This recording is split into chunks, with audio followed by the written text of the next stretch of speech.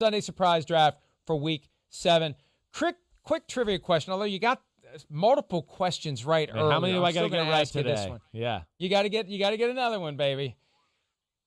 How many total yards did the New York Jets have in the second half of Sunday's 18-10 loss to the Buffalo Bills? Total yards. Well, I mean, it was 10-6 at halftime, and I don't remember them doing anything. I'll guess. I guess it's anywhere from -10 to 200 yards for my trivia question here. A little broad. I'm going to say 12 yards. I'm going to go 12. 4. Oh, 4. Oh, I got it wrong. How dare I didn't guess 4? It was the shift from Adam Gase to Dell Loggins as the play caller. Although they only lost by 8, they were competitive. They were. Right? They definitely were. You look at the final score, it doesn't make your stomach churn, so at least they have that going for them, which is nice. All right, I'll give you the first pick anyway. No, it doesn't matter. Go ahead. I didn't get it. It's all right. Go ahead. There's plenty to go around here. All right, first one for me. I got to say the New England Patriots, generally. I know we're supposed to be specific here, but I'm stunned. That's okay, Casey. Simms does it all the time. I'm stunned. I'm shocked. That's a shock. If you just look at yesterday's scores and you see 33-6, New England, that doesn't happen to the Patriots. No. They don't get blown out, especially at home. It is an entire organizational collapse right now. And I don't know what they can do to turn it around because they got 6 days before they have to go to Buffalo. And so, yes, it's a surprise. It's sad, and it's stunning to see the Patriots where they currently are, especially because, it was just a few weeks ago they were blowing out the Las Vegas Raiders. Yeah. That's what makes it even more stunning. Right. No, I'm with you. You know what? I think I'm going to go with the Cowboys, their performance yesterday as my Sunday surprise. I'm going to do the same type of thing. I know they were bad. I get it. But to just be dominated that way, to never have a chance in a football game against the Washington football team, who certainly is, not on their way to the Super Bowl this year, that's just embarrassing. In every aspect. It really was. I just thought after Dallas, okay, it's Andy Dalton's second game. They got embarrassed on Monday night against the Cardinals. I picked Washington to win the game. I did. But I thought it would be very, very close, and Dallas would show some pride. This game was over.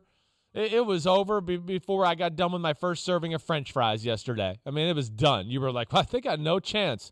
They can't do anything. They can't pass protect. They can't throw the ball down the field. And then I went back to eating my French fries and ketchup. But that was just embarrassing. They should be embarrassed, really. How many servings of French fries did you have yesterday? 2. I have 2 every Sunday. 2 big servings of French fries with a chicken Caesar salad. Yes. Do you try to time it out, when you eat? Is it after the first quarter, after halftime? I've got that rhythm as to when I try to eat a little food. Yes. Halftime, after we do our meeting before the kickoffs. It's you try to have a rhythm and a flow to the day. All right, people, nobody cares about that, I guarantee you. Next one for me, Baker Mayfield. Yeah. Especially because he started 0-5. Joe Burrow had 406 yards passing. Odell Beckham Jr. exits in the aftermath of the first pass thrown in the game by Baker Mayfield because for the second straight game, the first pass thrown is intercepted. I admire the fact that OBJ tried to make the tackle, but he suffered a left knee injury that we're going to find out this morning whether or not it was a torn ACL or something else that'll put him on the shelf. And very unfortunate for OBJ, but very fortunate for the Browns to have Baker Mayfield wake up. My niece, who is a rabid Browns fan, who has suffered through the worst of the worst with the Browns, was texting me. She demands Baker Mayfield be benched, as if there's something I can do to help her out with that in that moment. She was singing a different tune by the end of the day. Oh, yeah. Mayfield was great after that rough start. And this battle between the Browns. Look, they had a 35-30 game on a Thursday night earlier this year. They've got the 37-34 game yesterday. It's great. It's just incredible. There were 2 37-34 games yesterday. Isn't that weird? That's just not a common score. But, 37-34, Browns win. Mayfield wakes up. They got to 5 wins, and they're going to get at least 10 this year. They got 10 wins on the schedule. I don't disagree. They certainly seem like they're going to beat the teams they're supposed to beat. We've talked about this last week. Will they beat any of the teams that we're not sure they're better than? Right now, the only one they got on the schedule that way is the Colts. other than that, it's like, okay, we thought you would beat this team. They're not very good yet. But either way, Baker Mayfield was awesome yesterday. There was not a lot of... Yeah. Question. Answer. And look, we hope Odell Beckham Jr. is fine, although the indications are anytime you have a situation like this and you see the body language and you hear the reports and they're just waiting for the MRI to confirm it, it doesn't seem good. No. If he's done for the year, does that actually help Baker Mayfield by taking that element out of play where he feels like he's constantly got to look for Odell Beckham Jr.? I don't think it does. I think, I feel like they got over a hurdle a few weeks ago with that a little bit. And not to say it was gone totally, but I think the fact that they were winning games and they were finding ways to get Odell the ball in a lot of different ways kind of took the edge off of that conversation. The other thing that, people... Odell not being there is going to hurt them, despite his lack of stats and things like that. The greatness of Odell, too, is the attention he causes. He makes your run game better. He makes it iffy on, do we really want to leave our guy one-on-one with him that way? He gives the offense some different things our defenses some different things to think about, too, that way. But I still think there's enough weapons to go around, but I certainly don't think they're going to be as good without Odell. I do think that hurts them. All right, what do you got next? I got to go with, the Steelers' offense, just Big Ben on third down. That's kind of where I want to make it. Maybe I just say that, Big Ben on third down. That was a Sunday surprise to me. I just didn't know how good the Steelers' offense was. And we've seen some, inability to put games away throughout the year. Not that they put the game away yesterday, but they just controlled the football forever. They really, time of possession, Big Ben keeping them in 3rd and 4s and 3rd and 3s, and then always getting the first down and doing things like that. The short passing game, some of the short run game they have with James Conner that way.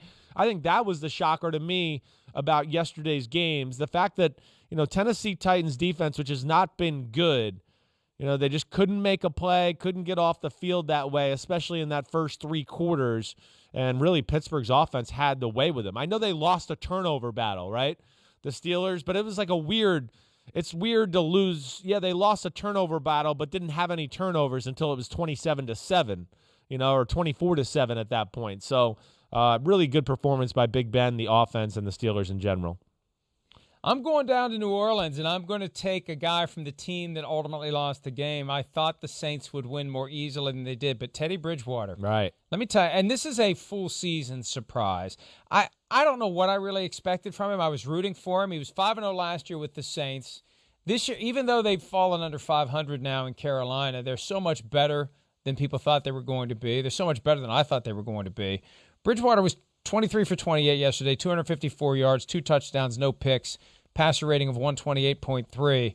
It's not often you see a quarterback go into Drew Brees' building, and Drew Brees has a passer rating north of 110, and the other quarterback still has a better statistical game.